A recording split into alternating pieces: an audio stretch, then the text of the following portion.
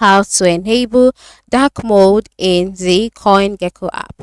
Hello, welcome to another tutorial.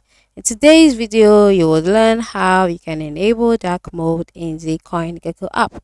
So let's go. First of all, log in into your CoinGecko account just like I have done here.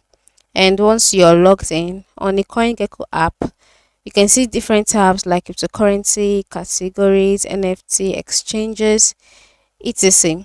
Then at the bottom part of the screen, some icons like portfolio, search, explore, profile will be displayed. Click the profile icon, and on the profiles page, you can see some tabs like my account, my candy, calculator, coin alerts, NFT alerts, notifications, and then other preferences. You can see dark mode. So move to the right side and toggle the dark mode on this way.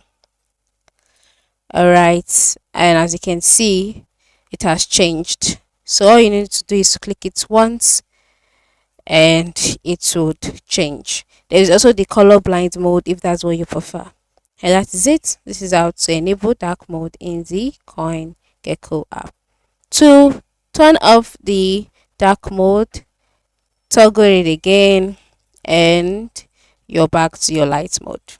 Alright, that is it. Thank you and have a wonderful day.